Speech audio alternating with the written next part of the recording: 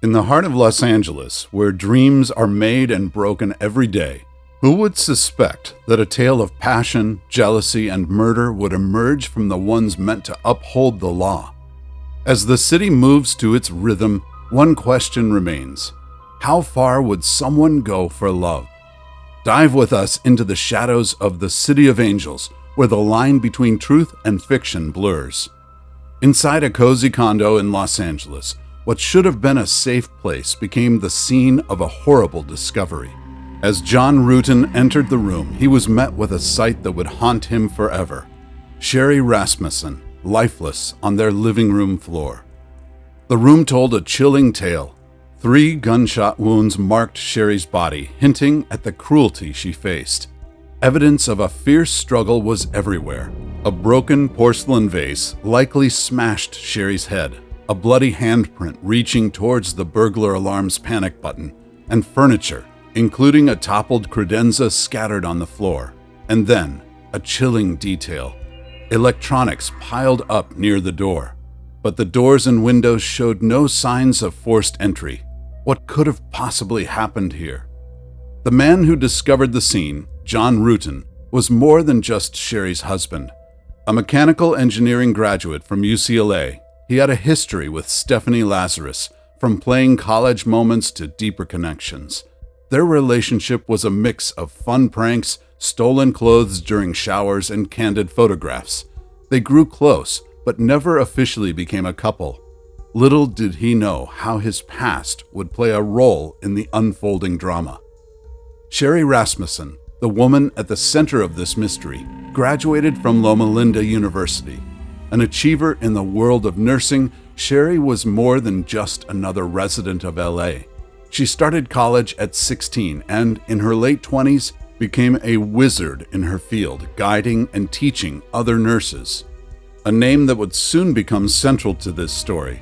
Also a UCLA alum, Stephanie Lazarus was known for her sporting skills, particularly in basketball.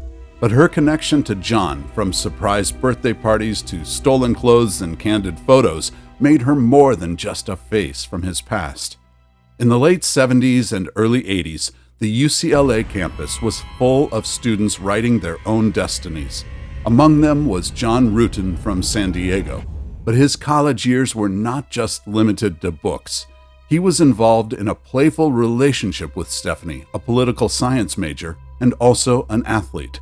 But were college romances ever truly meant to last? Then there was Sherri Rasmussen, a genius in the world of nursing. After graduating from college, John met Sherri and instantly fell in love with her. But the past always haunts you. Stephanie, not knowing about John's serious commitment to Sherri, planned a surprise party for John. Her eventual realization of John's relationship with Sherri was a hard pill to swallow. Letters, journal entries, and emotional confessions from Stephanie's diary painted a picture of a broken heart. As shadows of the past grew longer, things took darker turns. One evening, heartbroken and desperate for closure, Stephanie found herself at John's condo. They shared an intimate moment, which John later described as a bid to give Stephanie some closure. But Stephanie wasn't one to fade into the background. During their engagement period, she would drop by unexpectedly and even meet Sherri at work.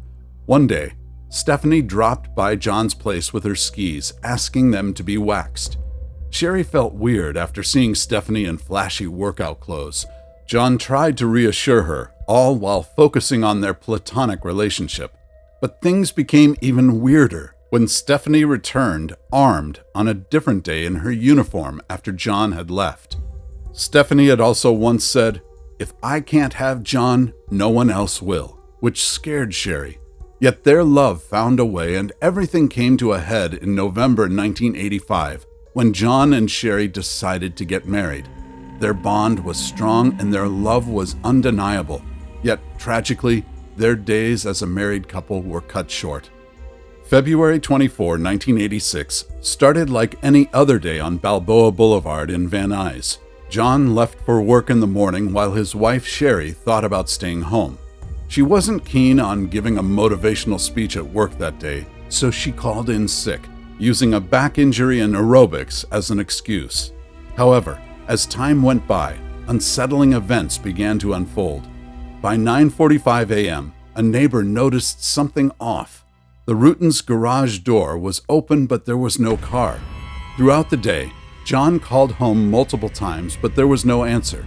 Sherri's sister tried too, but she also got no response. Things took a turn at noon. Two men, thought to be gardeners, found a purse. It was Sherri's. When John got home that evening, the house was turned upside down. The garage door was open. Broken glass was everywhere. Sherri's BMW, a gift from him, was gone. And the house's answering machine, which they always turned on when leaving, was also off. But the worst was yet to come. John saw Sherri lying on the living room floor. She'd been shot 3 times. There were clear signs of a fight: a broken vase, a bloody handprint near the alarm button, a knocked-over credenza. It looked like someone tried to tie her up. She had marks on her arms and a face bruise from a gun. But one detail stood out.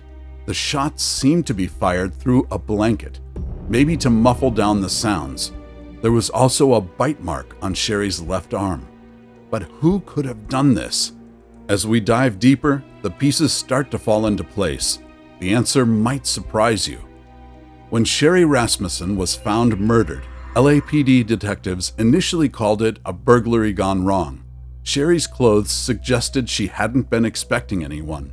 A maid from a neighboring unit recalled the faint echoes of a heated argument followed by a crashing sound close to 12:30 p.m., but she thought of it as a personal matter and did not report it.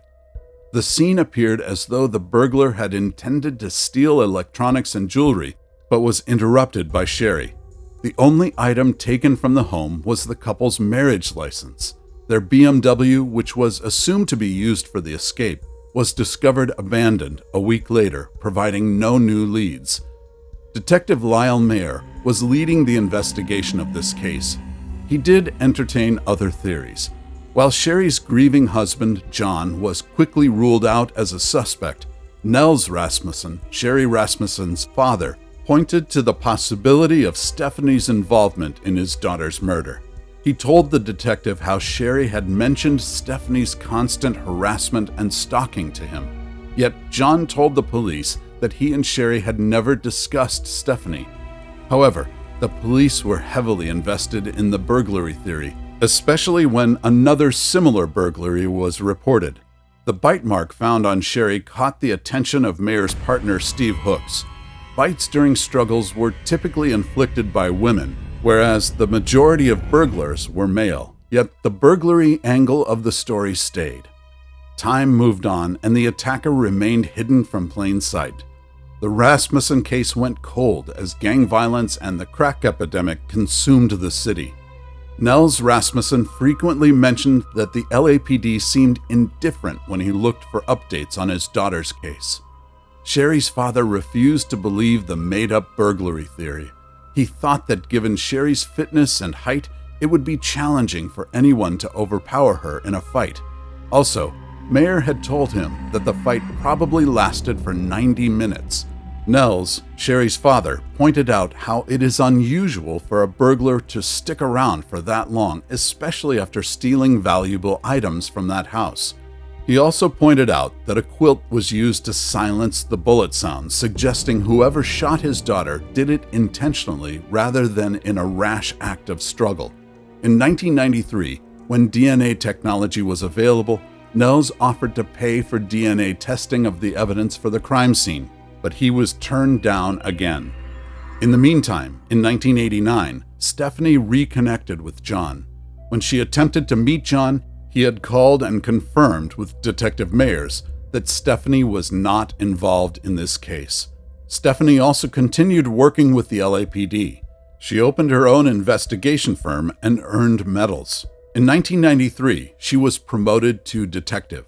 Stephanie also married a fellow colleague and adopted a daughter with him. Meanwhile, John remarried as well. But there was a glimmer of hope for the Rasmussens. In the late 90s, the LAPD started combing evidence from cold cases to find any that could be re-examined using DNA testing.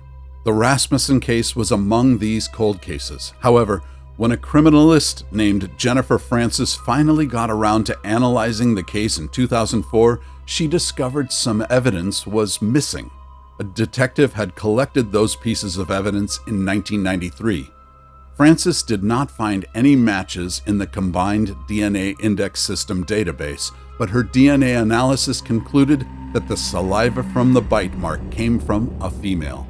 This revelation further weakened the original burglary theory, but despite the potential leads, the case went back into the shadows.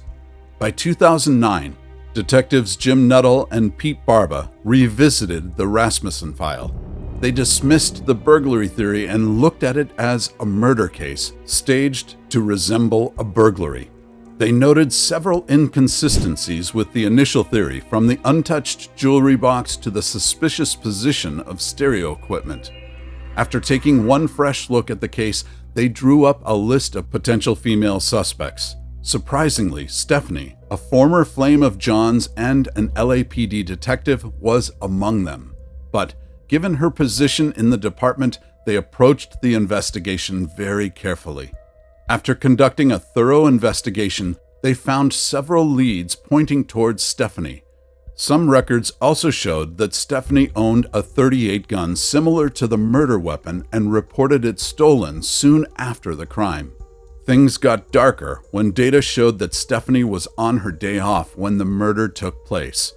Keeping their cards close to their chest, Nuttall and Barba secretly got a DNA sample from Stephanie from a cup she had thrown away. The DNA was a perfect match to the DNA from the bite mark on Sherri's arm. Finally, the wheels of justice started turning. Detective Supervisor Rob Bubb of Van Nuys raised alarms up the LAPD ladder about the case, getting it moved to the Robbery Homicide Division where Stephanie Lazarus, the prime suspect, worked. How ironic. Her arrest in June 2009 was executed with extreme care. The detectives used a cover story to lure her into the investigation. As soon as they started a conversation about Sherri Rasmussen's death, Stephanie's defense started to crack. Her initial vague memory of events slowly became more detailed. She accidentally revealed her connection to the crime scene and the victim. The detectives asked her for a DNA sample, but she refused and left the room. As soon as she exited the room, Stephanie was arrested. Her house was searched and her diary journal was found, where she was extremely upset over John's engagement with Sherri. The idea that Stephanie could be a murderer shocked many of her colleagues. After her arrest, Stephanie retired from the LAPD and faced an astonishing $10 million bail. The rumors of poor medical care in jail only fueled the firestorm surrounding her case. By 2012, all eyes were on the Los Angeles courtroom. The air buzzed with tension. Prosecutors had a catchy phrase for this case: a bite, a bullet, a gun barrel, and a broken heart, which echoed through the court. Mark Overland, who was defending Stephanie, contested every shred of evidence. He highlighted overlooked evidence and alternate suspects and cast doubt on the DNA evidence. The defense painted Stephanie in a different light, showcasing her emotional stability and dating life around the time of the murder. In the end, after heated closing arguments, the judges gave their verdict. Stephanie was found guilty of first-degree murder. Her punishment was 27 years to life. Today, she's behind bars at the California Institution for Women, but in November 2023, she'll face a parole hearing. Will justice continue to be served, or will the shadows of the past once again blur the line between right and wrong? Only time will tell.